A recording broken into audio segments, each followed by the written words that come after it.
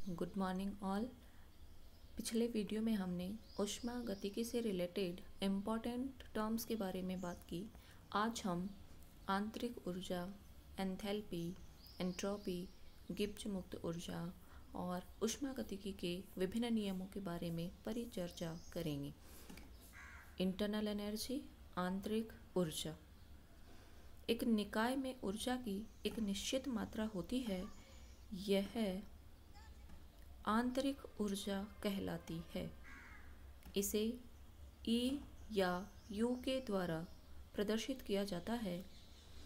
यह आंतरिक ऊर्जा वेरियस कारक जैसे टेम्परेचर, प्रेशर एंड सबस्टांस की केमिकल नेचर पर निर्भर करती है। एक निकाय में ऊर्जा की यह निश्चित मात्रा ऊर्जा के विभिन्न रूप जैसे स्थितिज ऊर्जा, गतिज ऊर्जा, ऊष्मा ऊर्जा, विद्युत ऊर्जा, विकिरण ऊर्जा, रासायनिक ऊर्जा, यांत्रिक ऊर्जा, गुरुत्वाकर्षण ऊर्जा etc. से संबंधित होती है। यही आंतरिक ऊर्जा कहलाती है। अतः E टोटल बराबर translational motion, rotational, vibrational, electronic E plus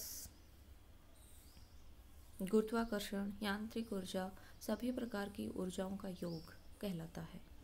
delta E बराबर E2 माइनस E1। चूँकि आंतरिक ऊर्जा एक अवस्था फलन है, अतः इसे final state minus initial state के द्वारा प्रदर्शित किया जाता है।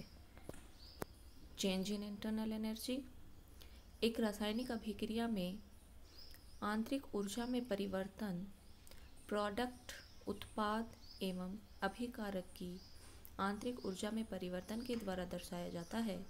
अतः डेल्टा E बराबर E product minus E reactant. Enthalpy.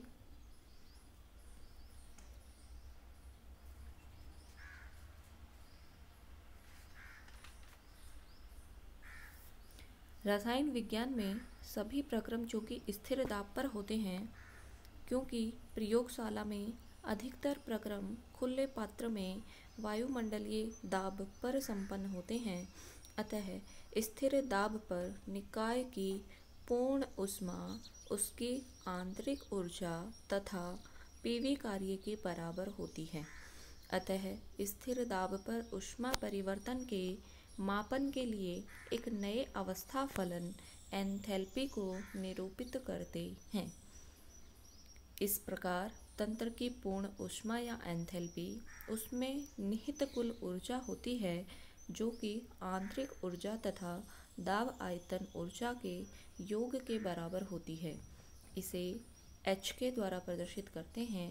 अतः H बराबर E plus PV, where E internal energy, P pressure and V volume of the system. चूँकि एंथैल्पी भी अवस्था फलन है, अतः एक रासायनिक अभिक्रिया के लिए डेल्टा H बराबर enthalpy of product minus enthalpy of reactant. Entropy. किसी भी सिस्टम की अव्यवस्था की माप एंट्रोपी कहलाती है। किसी निकाय के लिए जितनी ज़्यादा अव्यवस्था होगी, उसकी एंट्रोपी उतनी ही ज़्यादा होगी। एक क्रिस्टलाइन सबस्टांस के लिए सॉलिड स्टेट में एंट्रोपी का मान मिनिमम एवं गैसीय अवस्था में एंट्रोपी का मान मैक्सिमम होता है। Melting of ice, example of increasing entropy. Entropy चूँकि अव्यवस्था की माप होती है, इसलिए गैसियस अवस्था में एंट्रोपी का मान सबसे ज़्यादा, तो ऑर्डर एंट्रोपी गैस में सबसे ज़्यादा, then liquid and then solid. Internal energy enthalpy की भांति एंट्रोपी भी चूँकि अवस्था फलन होती है, अतः डेल्टा S बराबर S final minus S initial. Delta S बराबर Q reversible upon T। Laws of thermodynamics, ऊष्मागतिकी के नियम। 4 नियम हैं। जीरोथ लॉ ऑफ थर्मोडायनेमिक्स, ऊष्मागतिकी का शून्य नियम। फर्स्ट लॉ ऑफ थर्मोडायनेमिक्स, ऊष्मागतिकी का प्रथम नियम। सेकंड लॉ ऑफ थर्मोडायनेमिक्स, ऊष्मागतिकी का द्वितीय नियम। And third law of thermodynamics, ऊष्मागतिकी का तृतीय नियम। जीरोथ लॉ ऑफ थर्मोडायनेमिक्स, ऊष्मागतिकी का शून्य नियम। इस नियम के अनुसार यदि दो वस्तुएं तापीय साम्य में हों तो उनमें उष्णता की मात्रा या ताप की मात्रा समान होती है। माना दो वस्तुएं A व B किसी तीसरी वस्तु C के साथ पृथक पृथक ऊष्मीय साम्य में हैं तो A व B भी परस्पर ऊष्मीय साम्य में होंगे। फर्स्ट लॉ ऑफ थर्मोडायनेमिक्स, ऊष्मागतिकी का प्रथम नियम। ऊष्मागतिकी के प्रथम नियम को ऊर्जा संरक्षण का नियम भी कहते हैं। इस नियम के अनुसार ऊर्जा को ना तो उत्पन्न किया जा सकता है और ना ही नष्ट किया जा सकता है, परंतु इसे एक रूप से दूसरे रूप में परिवर्तित किया जा सकता है। एक विलगित निकाय के लिए एनर्जी का मान हमेशा स्थिर रहता है। इस नियम को निम्न प्रकार भी परिभाषित कर सकते हैं। ब्रह्मांड की संपूर्ण ऊर्जा नियत रहती है, अर्थात भौतिक अथवा रासायनिक प्रक्रमों में ऊर्जा संरक्षित रहती है। यदि ऊर्जा के किसी रूप की कुछ मात्रा अदृश्य होती है तो उसकी तुल्य मात्रा ऊर्जा के दूसरे रूप में उत्पन्न हो जाती है। ऐसी शाश्वत गति मशीन का निर्माण संभव नहीं है जिसके बिना ऊर्जा व्यय किए कार्य प्राप्त किया जा सके। ऊष्मागतिकी के प्रथम नियम का गणितीय रूप डेल्टा U बराबर Q प्लस W, जहाँ delta U change in internal energy, Q heat energy and W work done. देखें, माना एक निकाय की प्रारंभिक आंतरिक ऊर्जा E1 है। अब यदि निकाय Q ऊष्मा अवशोषित करता है तो उसकी ऊर्जा E1 प्लस Q हो जाती है। अब यदि निकाय पर W कार्य किया जाता है तो उसकी ऊर्जा में वृद्धि हो जाती है और ऊर्जा का मान E1 plus Q plus W होता है। माना ये ऊर्जा E2 के बराबर है, अतः E2 बराबर E1 plus Q plus W। E2 minus E1 बराबर Q प्लस W, अतः डेल्टा E बराबर Q plus W। If work done by the system, then W will be negative। अतः internal change in internal energy delta E बराबर Q minus W। अब कुछ sign notifications हैं, इनको देखिए। यदि सिस्टम के द्वारा हीट अब्जॉर्ब की जाती है तो प्लस Q, और यदि सिस्टम हीट रिलीज करता है तो minus Q। Work done on the system plus W and work done by the system minus W। Second law of thermodynamics, इस नियम के अनुसार ब्रह्मांड की एंट्रोपी लगातार बढ़ रही है स्पॉन्टेनियस प्रोसेस के लिए, लेकिन रिवर्सिबल प्रोसेस के लिए इसमें कोई चेंज नहीं होता है। अतः डेल्टा S यूनिवर्स बराबर delta S system plus delta S surrounding greater than 0, where delta S total greater than 0 for irreversible process. Delta S total 0 बराबर रिवर्सिबल और equilibrium state and delta S total less than 0 for non-spontaneous। Third law of thermodynamics given by Nernst, इस नियम के अनुसार परम ताप 0 kelvin पर शुद्ध क्रिस्टलीय ठोस पदार्थों की एंट्रोपी का मान 0 होता है। परफेक्टली क्रिस्टलाइन सॉलिड्स की एंट्रोपी का मान एब्सोल्यूट टेम्परेचर 0 केल्विन पे 0 लिया जाता है, क्योंकि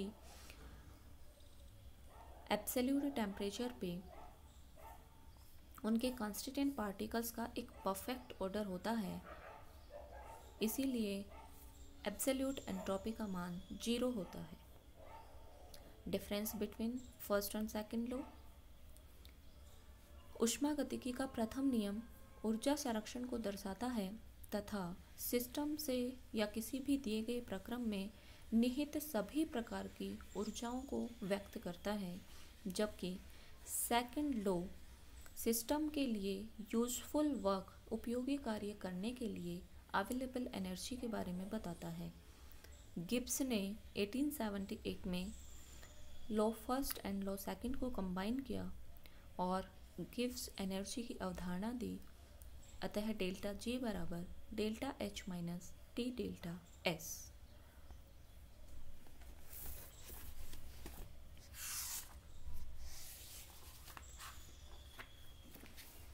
In 1878, Gibbs created the free energy function by combining first and second law of thermodynamics. तो डेल्टा जी बराबर delta H minus T delta S, जहाँ डेल्टा जी है फ्री एनर्जी चेंज, मुक्त ऊर्जा परिवर्तन। डेल्टा जी चूँकि अवस्था फलन है, अतः उसकी इनिशियल स्टेट में energy gives free energy change G1, enthalpy change H1 and entropy change S1। Final state में गिव्स मुक्त ऊर्जा होगी G2, एंथैल्पी होगा H2 एंड एंट्रोपी होगा S2। यहाँ पे टेम्परेचर को अपन ने कांस्टेंट किया है, इक्वेशन बी को इक्वेशन ए में से सब्सट्रैक्ट किया है, तो डेल्टा जी बराबर delta H minus T delta S. एक स्पॉन्टेनियस स्वतः परिवर्तित प्रक्रम के लिए डेल्टा एस टोटल बराबर delta S system plus delta S surrounding. चूँकि सिस्टम परिवेश के साथ तापीय साम्य में है, तो निकाय और परिवेश का तापमान समान होगा, अतः परिवेश की एंथैल्पी में वृद्धि निकाय की एंथैल्पी में कुल कमी के तुल्य होगी। अतः enthalpy at constant pressure of surrounding बराबर minus enthalpy of system at constant pressure. अतः सराउंडिंग की एंट्रोपी की जगह मैं लिख सकती हूँ माइनस क्यू अपॉन टी और सिस्टम। अतः डेल्टा एस टोटल बराबर delta S system minus delta H upon T. चूँकि स्थिर दाब पर ऊष्मा एंथैल्पी परिवर्तन के बराबर होती है, अतः क्यूपी की जगह मैं डेल्टा एच लिख सकती हूँ। इस इक्वेशन में दोनों तरफ माइनस टी से मल्टीप्लाई करने पर minus T delta S total बराबर minus T delta S system plus delta H, या माइनस टी डेल्टा एस बराबर delta H minus T delta S. और delta H minus T delta S होता है गिव्स फ्री एनर्जी के बराबर, अतः गिव्स फ्री एनर्जी बराबर delta H minus T delta S for spontaneous process. अतः किसी निकाय में उपयोगी कार्य हेतु उपलब्ध ऊर्जा उस निकाय की गिव्स मुक्त ऊर्जा कहलाती है। यदि डेल्टा जी का मान नेगेटिव है तो प्रक्रम स्पॉन्टेनियस होगा, और यदि डेल्टा जी का मान ग्रेटर देन 0 है तो प्रक्रम अस्वतः परिवर्तित होगा, और यदि डेल्टा जी का मान 0 है तो प्रक्रम साम्य अवस्था में होगा।